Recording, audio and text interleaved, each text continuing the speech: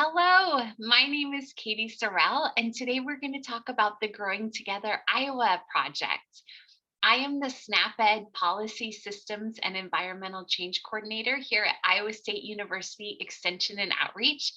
If you don't know about SNAP-Ed, SNAP-Ed is a USDA grant program that works to make the healthiest choice the easier choice for individuals with low income. So let's talk about Growing Together Iowa. Growing Together Iowa is a donation garden project that increases access to fruits and vegetables, promotes healthy food access, and provides nutrition and gardening education to individuals who are food insecure. So here's the background on Growing Together Iowa. It began in 2016 at Iowa State University Extension and Outreach, and it was a partnership between master gardeners and SNAP-Ed. Often at land-grant universities, master gardeners and SNAP-Ed, they are at the same university, and that's what we have here at Iowa State. And the desire was to expand access to fresh fruits and vegetables at food pantries and offer supporting nutrition and gardening education along with those fruits and vegetables. And there was also this need for a participant driven mini grant program that would be accessible in rural or urban communities. So let's talk through some of these. So, for our Growing Together Iowa project, to apply for this grant, and this was beginning in 2016, there are three main entities that come together for this project. So to apply for a grant, there is a county extension staff person. So in Iowa, we have 99 counties, and each county has an extension office. So a county extension staff person is a part of this grant. A master gardener is a part of this grant, as well as food pantries. So those three groups come together to apply for the project. So extension, I don't know how much you know about extension, but extension here in Iowa, it's a 99 county campus, and it's trying to connect all Iowans with Iowa State University research and resources.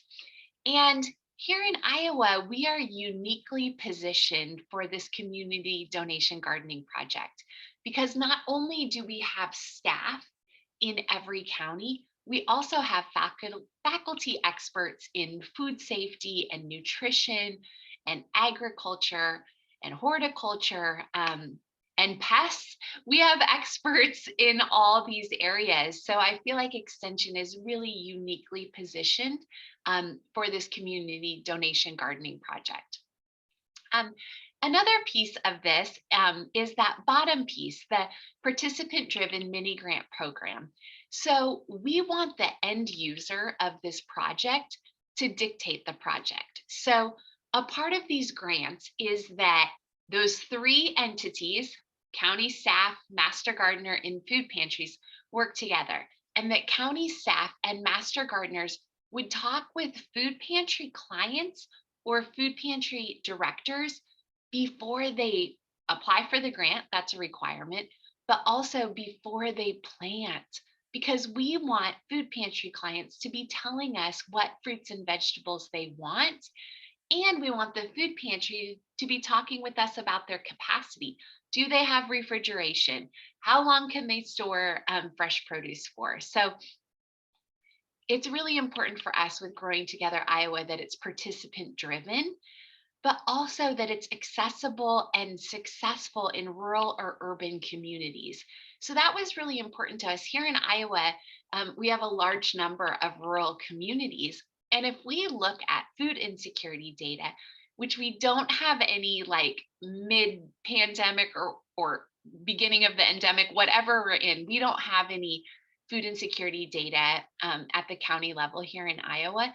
But we do have pre-pandemic data, and we know that these numbers likely have just increased, right? So if we look at our state, it's a little bit wonky in this map, but if we look at our state, the darker the green, the higher the children food insecurity rate is. And those two really dark green counties Appaloosa and Des Moines County, they are both around 20% for child food insecurity rates, and those are really rural communities. So we didn't want to discriminate between our counties. We wanted to make sure that this project was accessible for any community, any county. So, Growing Together Iowa, since the beginning, there's been two components. The first is this donation component, and that's mainly done through gardens. So, whether that's creating a new donation garden or converting an existing garden to a donation garden, that also is common. And I think when we think of gardens, we think of like in ground gardens, but it could be raised garden beds, it could be trellis gardening. I have some pictures here on the next few slides of what some of our gardens look like. It's just whatever the counties want their gardens to look like. We also donate through gleaning projects. So whether that's collecting excess produce at farmers markets or having a collection site for home gardeners, or some of our projects go out into farmers' fields and glean sweet corn during sweet corn season. So those are all ways that we can donate. But equally as important is this engage strategy. And that strategy is really to empower and engage and educate individuals with low income. So whether that's creating garden space, so a free space in the garden where people can grow the fruits and vegetables they want and maintain that, conducting garden tours of where this fresh produce is coming from, hosting nutrition education classes, having helping hours where you can come and bring your kids and get your hands dirty gardening and take some of that fresh produce home, and providing nutrition education materials. So these are what our gardens look like. You can see they are all over the place. So in that top left corner, that is one of our biggest gardens, and we didn't fund that structure that was already existing. It was a farm that was converted to a nonprofit garden. So you can see all those tomato plants. That's one of our biggest gardens. And then down below is a raised garden in Webster County here in Iowa. In the middle, you can see a pear tree with one of our master gardener volunteers. And in the upper right, you can see all those leafy green vegetables at a community garden with a huge number of volunteers. So our gardens look so different depending on the needs and the capacity of the counties. I mentioned nutrition education materials. Here's just some of the things that we provide to the counties that participate in this project. All of these are from our Spend Smart, Eat Smart website. If you haven't checked it out, it's awesome. And some of the things they have is produce basics, where it's like a tip sheet for specific produce. We also have recipes and how to clean fruits and veggies. And all of these we print English on one side and Spanish on the other. So these are some of the nutrition education materials we have available in brochure boxes in the garden or at the food pantry site. We also, oh goodness. Okay, here we are. We also have food safety signs. Food safety is super important to us. So we have these signs available in English and Spanish. We provide these nutrition education signs, Eat a Rainbow of Iowa Fruits and Veggies, with the vegetables that food pantries have told us they often want. So these are the top vegetables to donate to Iowa's food pantries. They tend to be hardier, they last a little bit longer. So we wanted to include that on the sign. So all of our gardens have this signage displayed. We also have accompanying coloring sheets that we hand out at the food pantries. So since 2016, this mini grant program has expanded to almost half of Iowa counties. You can see some of our counties have been a part of the Growing Together Iowa project for all the years, and we continue to add new counties each time. So this is just a map. You can see that we really are in, the majority of areas. There's not big areas where we haven't had Growing Together Iowa projects, but we want to be I mean, my dream would be that we would be in every county. So, as we look over the last 5 years, 6 years, 2016 to 2020, the number of grants have just continued to increase. We started out with 14 grants. So 14 counties received funding, and in 2021, it was 33 counties. So they have greatly increased. Poundage, which is in, I'll show you in thousands of pounds. This is just one indicator of success, but our gardens are really proud to record this. So poundage has significantly increased. I'll tell you, in 2019, you can see that bar is so high. And that was because we partnered with Iowa State's research farms, where they conduct research, and they donated all of their produce that year to us. And then the following years were COVID, so those research farms weren't functioning. So that's why there's such a huge increase, despite there being a decrease in number of grants and the poundage increasing. So I'll share the results after the slide of 2021, and I'll show you those details. So food pantries, this shows the number of food pantries that our counties are donating to. So again, it has greatly increased, and I'm really proud of that we continue to donate to more and more pantries. And a lot of our gardens, especially after that first year where they're really just getting established, they produce more. And so they have more produce to donate to more pantries. So in 2021, here in Iowa, let's start down in the bottom right corner. We had almost 92,000 pounds of fresh fruits and vegetables donated to 119 food pantries, serving over 65,000 Iowans with low income. And we had over 700 community volunteers involved, and 267 master gardener volunteers. And we had 442 youth involved, which I just love.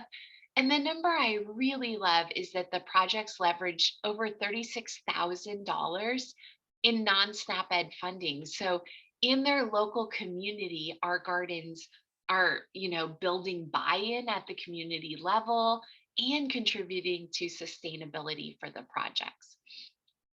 So here are some of the critical elements we have found.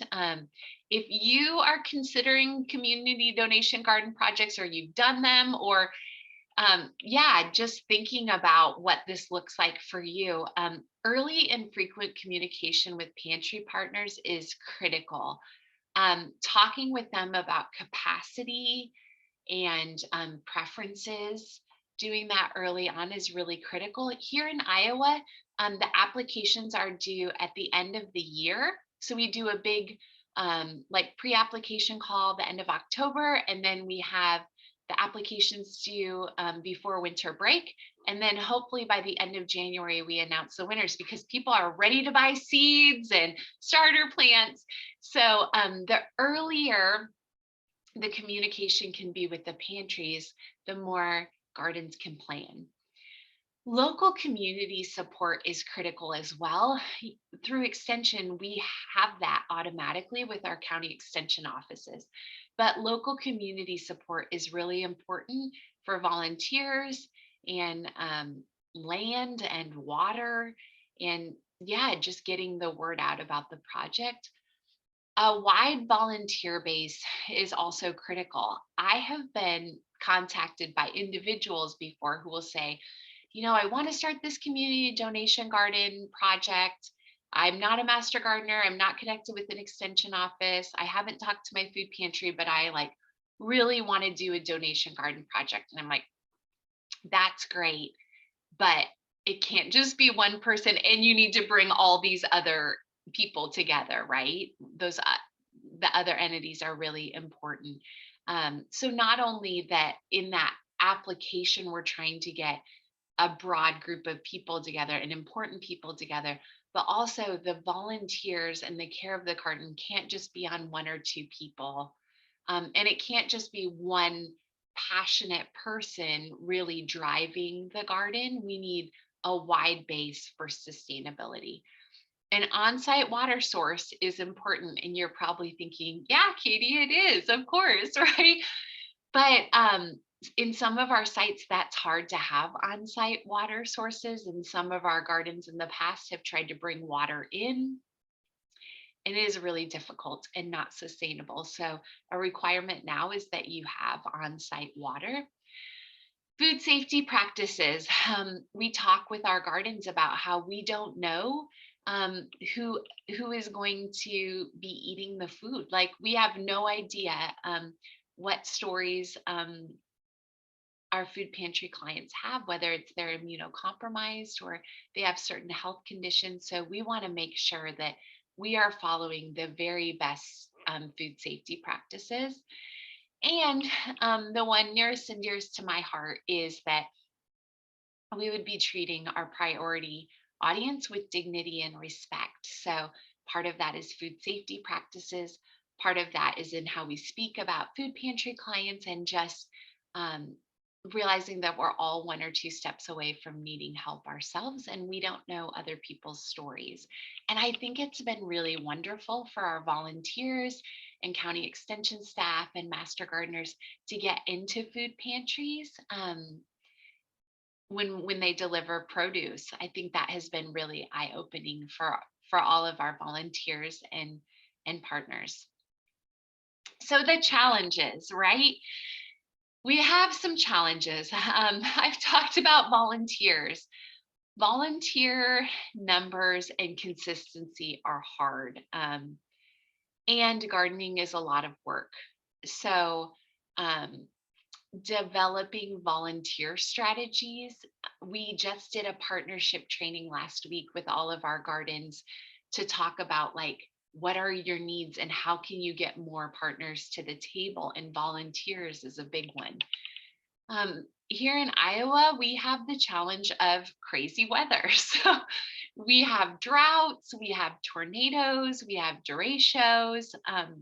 In 2021, a lot of our gardens planted around Mother's Day, and then we got a frost Memorial Day weekend. So the reality of gardening in Iowa is really unpredictable, as well as pests. Like we have um, that is unpredictable with any gardening. I think um, that's a challenge, and it can be very frustrating, right? You put in all this work and then you have pest problems or weather.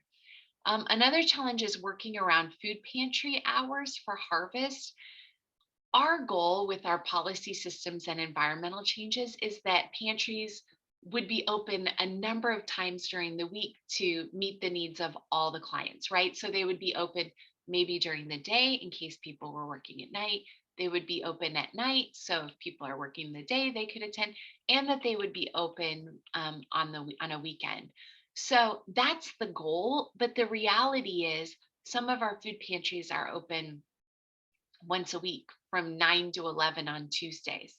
So volunteers then need to go and harvest that morning, that Tuesday morning, and deliver the produce. And then what do they do with all the produce until the next Tuesday, right? So finding other partners, as well as just a lot of the pantries are open earlier in the morning during the weekdays. So working around food pantry hours for harvest and like what their capacity is of the number and amount of fruits and vegetables they can accept. Costs can be really unpredictable. So last summer, lumber prices were through the roof. So that can make it really hard in or fence prices or, you know, soil, like all of that, those costs can be really unpredictable. So that's a challenge. And sometimes community support can be a challenge, whether that's in gathering and garnering volunteers, or whether that's, we've had towns that will say, absolutely, you can have, your garden in the middle of the town. We'll provide the water, but you can't put up a fence, which is hard, right? And you have to weed it. And if we see weeds, we'll shut it down. Like that's not really support, right? So just the interesting challenges of really garnering that community support at a variety of levels. But with those challenges, like there are such great benefits of this community donation garden mini grant program. There's been new community connections. Extension staff are getting connected with food pantries. Master gardeners are getting connected with food pantries. Individuals are getting connected with each other. So that has been really fun, the community connections. Obviously, there's increased healthy food access, right? Fresh produce is going into food pantries, which then frees up some money for the SNAP EBT card, right? So if I was receiving fresh fruits and vegetables at my food pantry, I wouldn't have to spend as much of my SNAP dollars or as many of my SNAP dollars on fresh fruit and veggies, and maybe I could buy other items or more produce. So there's that piece, the increased healthy food access, but also increased awareness of food insecurity. And I just love this because on our year end report, we say, how have your views of food insecurity changed in your community? And people would say, we didn't know there was any food insecurity in our community. It's really hidden. We didn't know. And what a great outcome of this project. And that, and if they don't know, then they can bring that. Like, let's say I'm a volunteer and I realize, wow, there's food insecurity in lots of places. Could we start, like in a non-SNAP Ed funded project? Could we have like a little pantry outside of the library? Could we provide support at other community organizations or community places? It, like, as individuals increase their awareness of food insecurity, there's ripples in the community.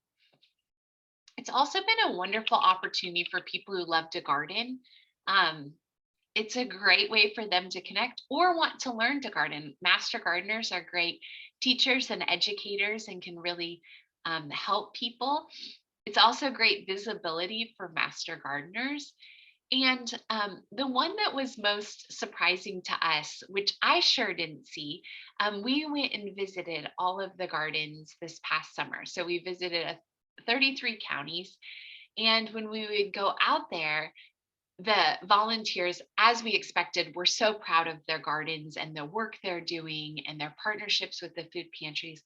But then they started talking about, like, just their connectedness with the other volunteers. And a lot of people shared with us that, like, this is their only thing they've done during the pandemic, like socially. So people felt safe to go out and volunteer and be socially distanced, but it was their only time to connect with other people. And people talked about how, they didn't feel so alone when they were out volunteering. And I thought, what a beautiful benefit, like unintended, right? Like we didn't intend for that to be a benefit, but what a great benefit that there was social connectedness. And some of the volunteer teams even have names for themselves. It was really fun to hear them talk. So when we visited these donation gardens, we said, if you had to give advice, one piece of advice to a new garden, what would you say? And a lot of them said, well, I'd tell them to do this because I didn't know that, right? Isn't that's usually the advice we share, is like what we've learned. So the first one was establish and return to the shared vision often. Like, what is the vision of this project? Like, what's the why behind what we're doing? So on those days when it's super hot and dry and the produce needs so much watering, like remembering why we're doing this. Starting small, start, especially the first year, start small and just see what your capacity is and how things grow. And you can always expand. But what one of our gardens said, you can't get small. Like, we've already committed to this huge garden and it's too late to turn back. So they were the garden that said start small. Water, water, water. I know watering is important for gardens, but until we visited them, we didn't realize like how much of a crucial like concern that is, just whether that's getting water to the gardens and to the plants or finding the volunteers to water. That's a big thing. I love this next play on words. Everything takes a lot more time, so a lot more time to do it. So whether that's building raised beds or planting or harvesting, everything takes longer. So just build that in that it's going to take longer. Another piece of advice was capture new master gardeners as people are going through the training, exposing them to donation gardening, and seeing if they want to get involved.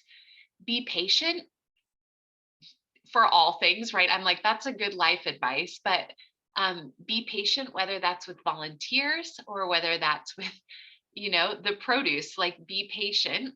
And then ask for donations and funding from the community. Some of our gardens have had great success getting donations from nurseries.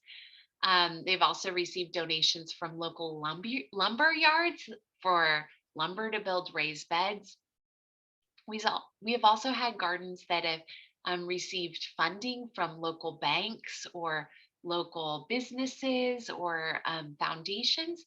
And even with that funding piece, we've also had local businesses do a volunteer day out in the garden. So again, it's increasing that awareness of food insecurity, right? It's because when volunteers come out there, like, what are you growing this produce for? Oh, we donate it all to the food pantry, right? Like it's like this ripple of awareness of food insecurity.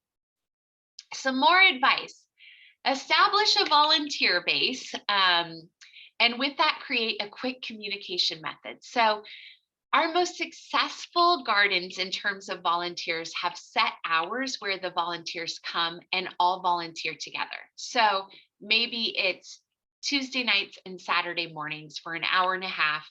We have one garden where the garden coordinator brings in popsicles for volunteers during the summer, but that has been like established hours where people know they're not going to be there by themselves and they're going to be around each other. That has been really successful. Also, in the establishing a volunteer base and like those set hours, um, volunteers often need direction. So we had one garden that said, they had a new volunteer and they said, I'll come in and weed. And they were like, that's great. And they pulled all the green onions out of the ground thinking they were weeds.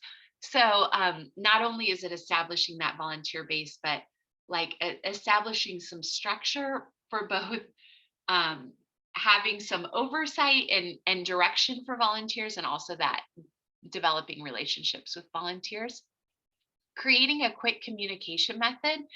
Most of our volunteers have text groups where they text about updates to the garden, like it's been really dry, like who can go and water, or the tomatoes are coming in like crazy, we need to do an extra harvest. So that has been really important. Having fun. And I think a piece of that is being, not just being alone out in the garden, but having a number of volunteers out there at the same time. Connecting in the community. We talked about whether that's donations or volunteers, um, presenting to city council, inviting city council members to the gardens, talking with Rotary and those clubs about all the good work that's happening at the community garden. Asking for advice. We had a new garden last year who said, can you connect me with a garden who has these like similar characteristics as we do? And so this year, based on that input, we created a directory of our gardens where it has the county and their name, as well as like some key components of the garden, whether that's raised garden beds or trellis gardening or in-ground gardening or, youth involvement. All of those things where people could search like, oh, I'm interested in trellis gardening. I'm going to call this county because they already are doing it. So I thought that was really great feedback for us to just continue to improve our program. Communicate off season. We talked about that. Have tools and water on site. So we've talked about how volunteers, it's hard to get a lot of volunteers, and the less barriers we have, the easier. So having the tools on site that volunteers don't have to bring them themselves. Also, just trying to make the garden as inclusive as possible. So having knee pads or those garden chairs where you can sit and pick weeds or harvest produce, as well as some of our projects have higher raised beds, so people can stand while they do them. So um, just designing the garden to be as accessible and as inclusive as possible, and then don't give up. I think that goes back to that big why are we doing it, that there may be days where it feels really hard, but don't give up, because one of our gardens said, we're making a huge difference for these families. And I agree. I think that's a great point.